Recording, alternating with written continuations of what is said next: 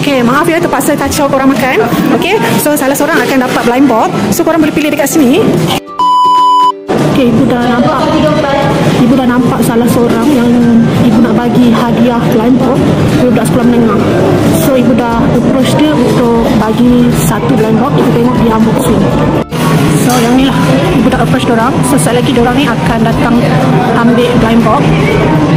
Okay, so ibu nak pergi ambil blind box. Yang dapat pun rezeki pun salah seorang lah, sebab diorang dah bersetuju kan. So kita ambil dekat dalam ni, diorang akan pilih sendirilah. So ada berbaki lagi 6 yang diorang boleh pilih. Okay, maaf ya terpaksa kacau korang makan. Okay, so salah seorang akan dapat blind box. So korang boleh pilih dekat sini. Okay, dekat sini dia ada berbaki yang bakal dapat inilah.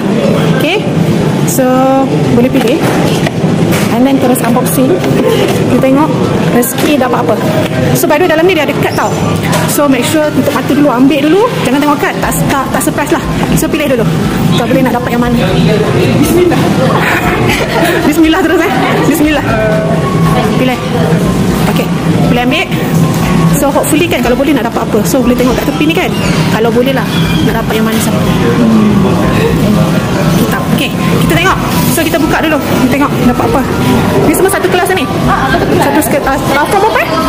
From apa? From 3.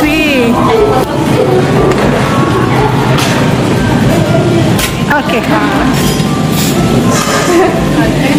Tomato. Okay, keluarkan. Tengok dapat apa. Kotak bagi kat member. Okay. Tengok dapat apa.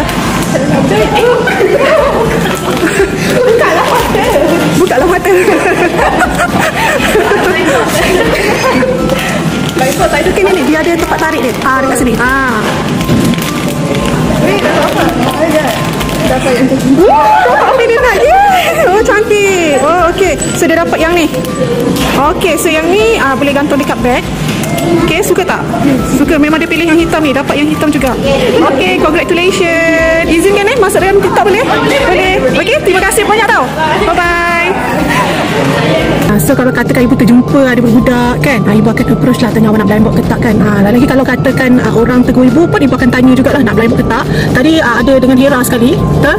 Jangan kata Hera tak ada, Hera ada tadi.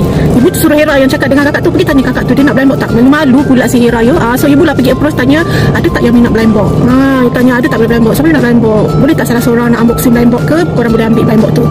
So tu diorang tiga-tiga tu kawan sekelas form 3. Tapi ibu lupa lah nak tanya nama diorang. Aduh, tak tanya pula nama. Biasa ibu tanya nama.